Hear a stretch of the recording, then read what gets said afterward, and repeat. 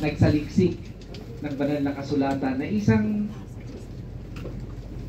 pagmamayabang sa kanyang pinagmulaang lipi, ay tilibaga pwede rin nating isipin may kahalong panghuhusga.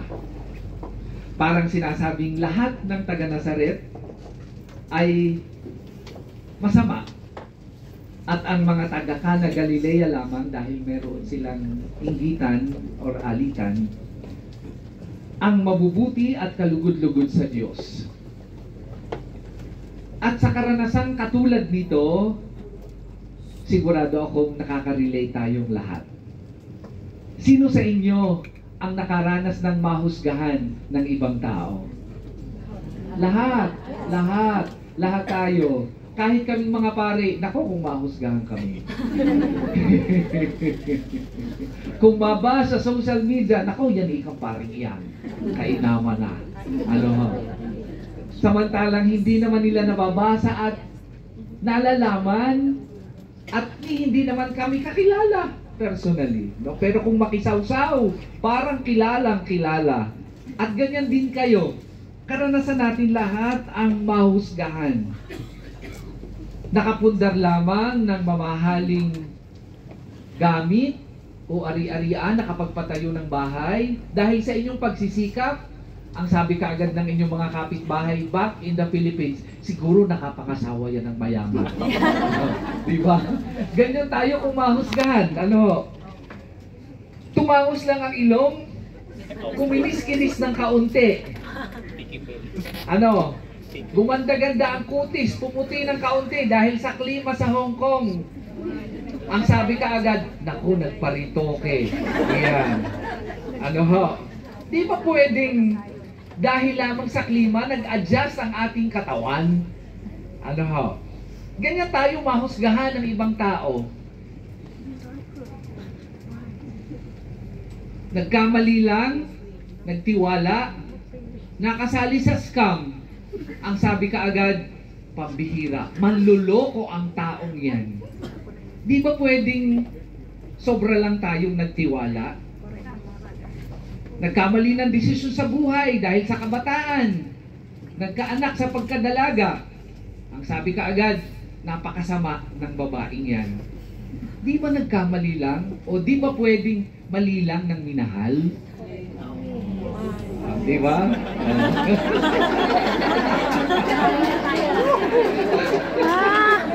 Relate. Relate. Ang daming nag-react, no? No? Ganyan ang society na ating kinabibilangan. Wala siyang pakundangan sa ating nararamdaman. Ang bilis husgahan, no? Ang bilis nating husgahan sa mga bagay na hindi naman nila alam kung ano ang ating pinagdadaanan. Diba? Exactly, sabi ni ate. Exactly. Ano ho? At lahat tayo ay may karanasang ganyan.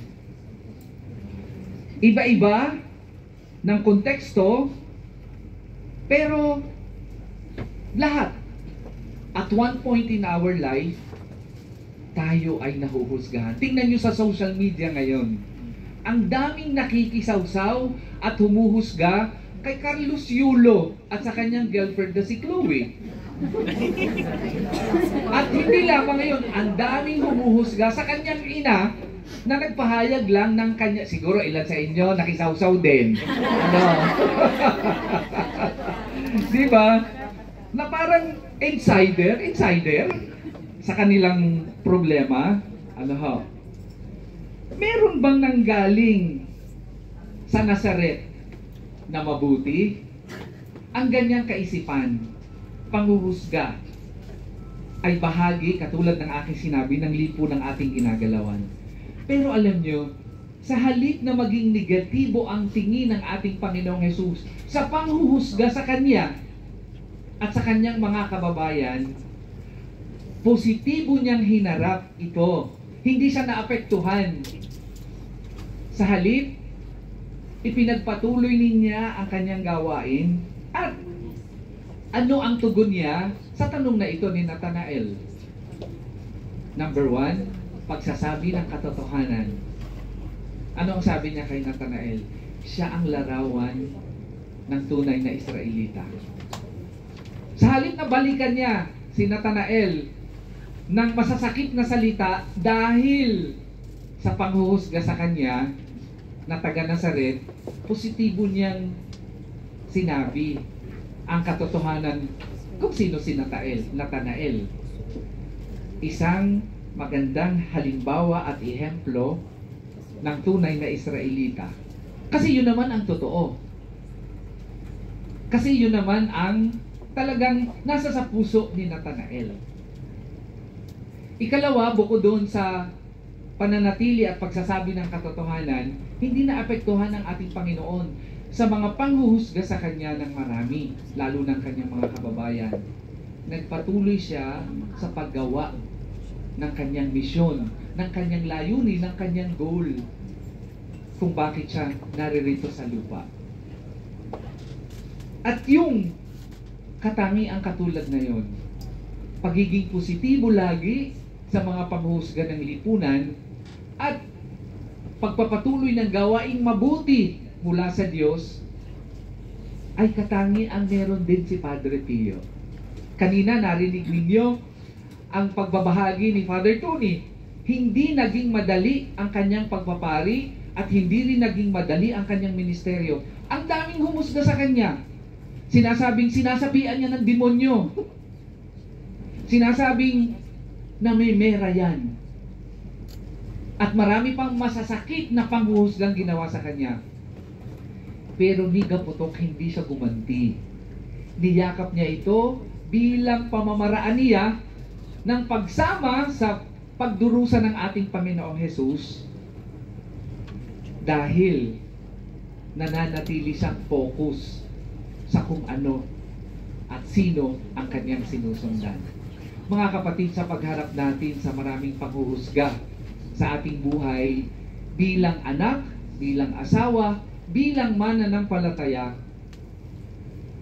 huwag nating tugunan ito ng negatibong sagot dahil wala naman silang alam sa ating pinagdadaanan. Wala naman silang alam sa kung bakit natin ginawa at pinagpasyahan ng isang bagay. Huwag nating papasukin ang mga mapanghusga sa buhay natin. Huwag natin silang bigyan ng pagkakataon para wasakin ang maganda nating disposisyon sa buhay bilang tao at bilang Kristiyano.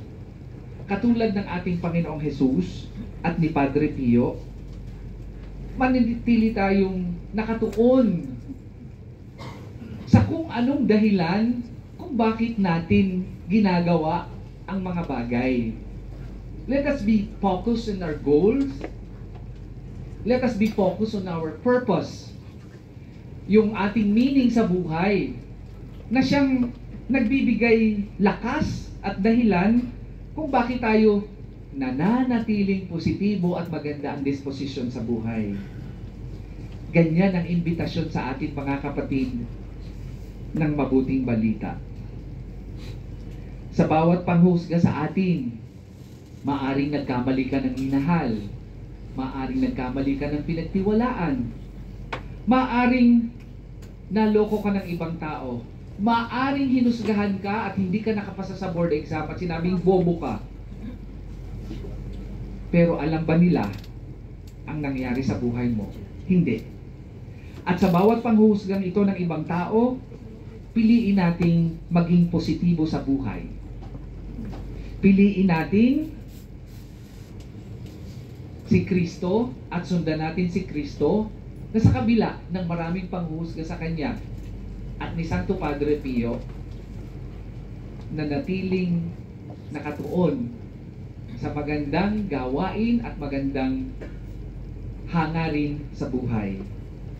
Kung ganito ang ating disposisyon, kahit negatibo ang nasa labas natin, magiging positibo ang ating pananaw sa buhay. Ang bawat pagkakamali ay hindi magiging pagkakamali, kundi leksyon upang sumulong at lumago pa tayo. Hindi lamang bilang tao, kundi bilang tagasunod ni Kristo. Isitayo po ang lahat.